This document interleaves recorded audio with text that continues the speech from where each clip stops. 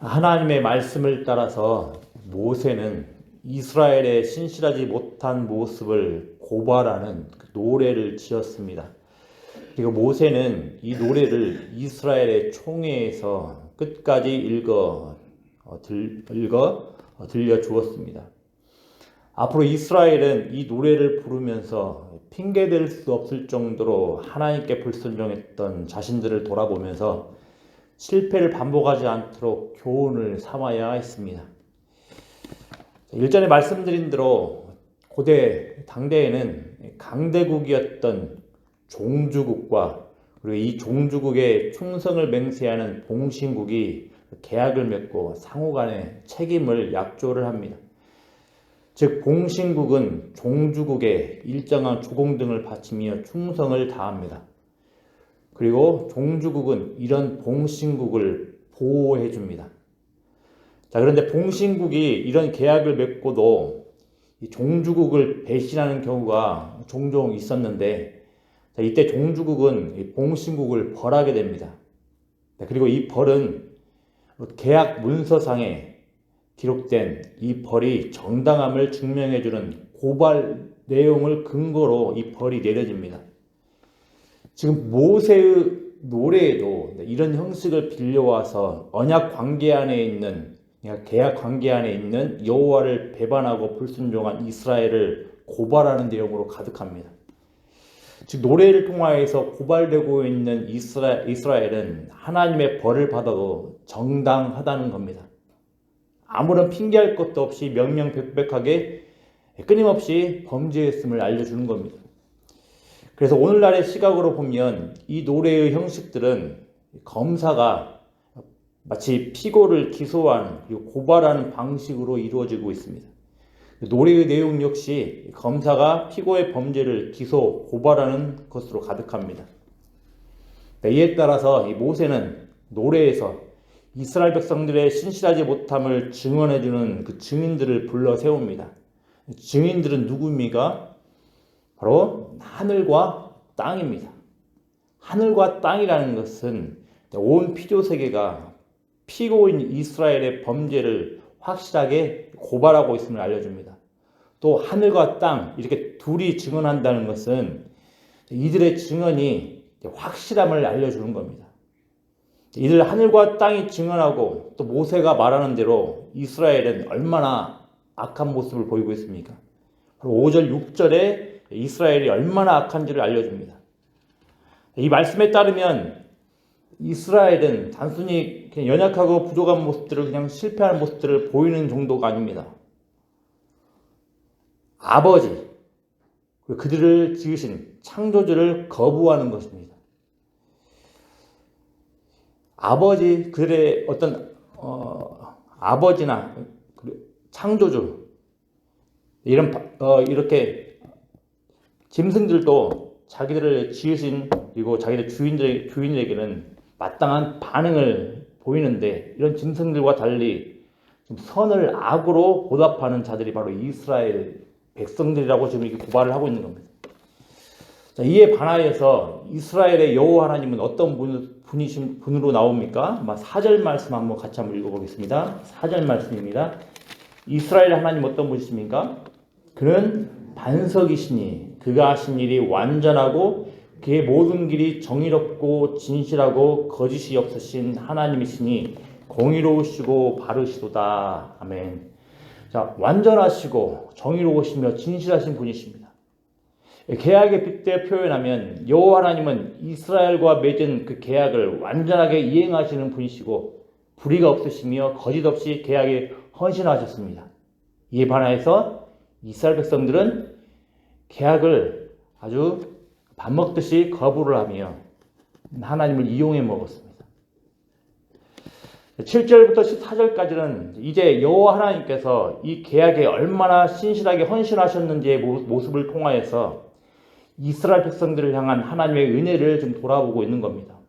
여호와 하나님은 어떤 분이십니까? 많은 민족들 가운데 특별히 이스라엘을 여호와 하나님의 분깃이라는 그 기업입니다. 곧 하나님의 소유라는 겁니다. 그러니까 하나님의 소유로 하나님 것으로 이스라엘 백성들을 택하셨다는 겁니다. 주권적으로 많은 민족들 중에서 이스라엘을 특별히 택하셔서 자신의 백성들을 삼으셨다는 겁니다. 그리고 이 주권적인 선택을 따라서 여호와께서는 이스라엘을 구속하시고 아무것도 없는 캄캄하고 막연하고 위험해 보이는 광야에서 보호하시고 세심하게 인도하셨다고 나옵니다. 또 이제 약속의 땅으로 이제 인도하실 것이며 풍성하게 먹을 것들, 쓸 것들을 공급해 주실 겁니다.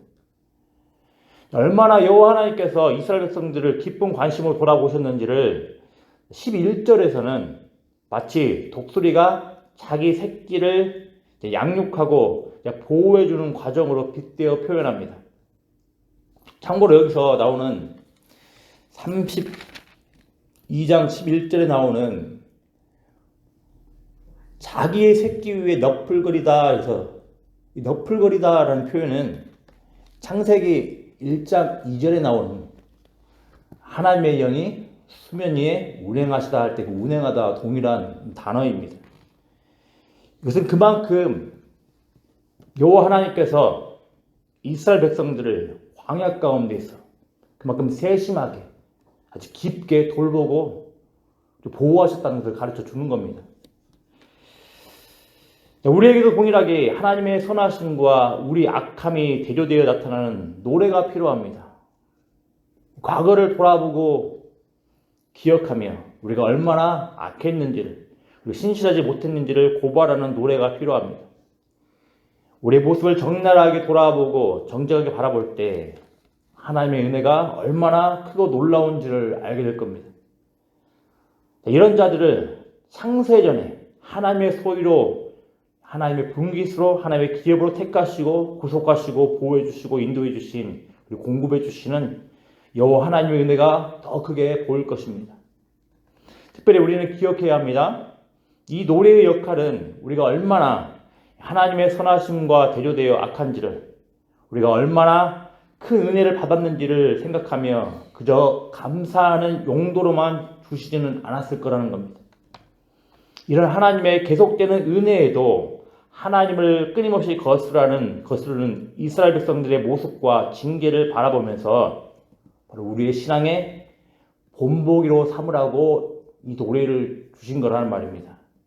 그래서 고린도전서 10장 11절에서도 이스라엘 백성들이 광야 가운데서 하나님을 불순종했던 우상 숭배했던 이스라엘의 모습을 자신들의 신앙의 본보기로 삼으라고 말을 하는 겁니다. 우리는 계속해서 이스라엘의 그릇된 모습을 따라가지 않도록 늘 기억을 해야 되겠습니다. 신명기에 계속되는 표현 기억하라 기억하라 늘 이것들 기억을 하면서 특별히 오늘 말씀들 우리에게 물론 노래가 주어지지 않았지만 하나님의 말씀을 통하여서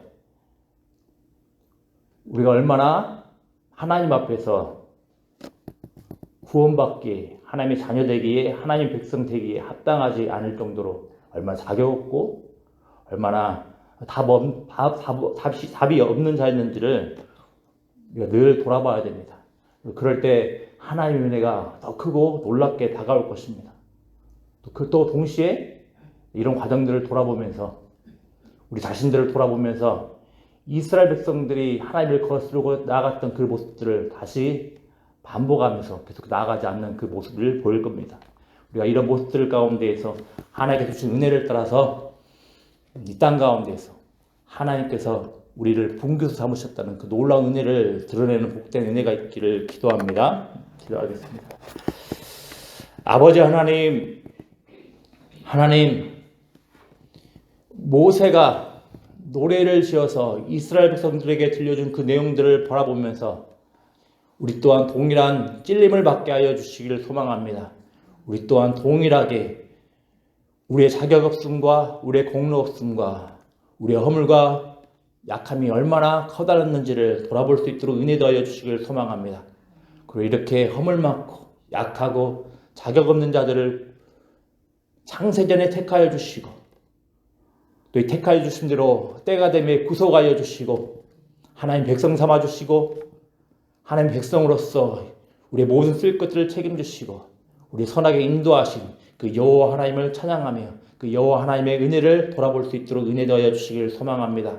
또 아버지 하나님 간절히 원하고 바라옵기는 그저 우리 자신들의 은혜에 감사하며 그 은혜에 주목하며 우리를 자유하는 시간으로만 끝나지 않게 하여 주시고 그 하나님의 구속하신 은혜를 바라보면서 끊임없이 하나님을 거스르며 하나님께 마음 아프게 했던 이스라엘의 그릇된 모습을 따라가지 않도록 늘 우리 자신들을 돌아볼 수 있도록 은혜를 넣어주시고 우리의 신앙을 이스라엘 모습들을 보면서 우리의 본보기로 삼으며 하나님께 아름다운 모습으로 서갈 수 있도록 하나님 복 내려 주시옵소서. 감사를 드리며 예수님의 이름으로 기도드리옵나이다.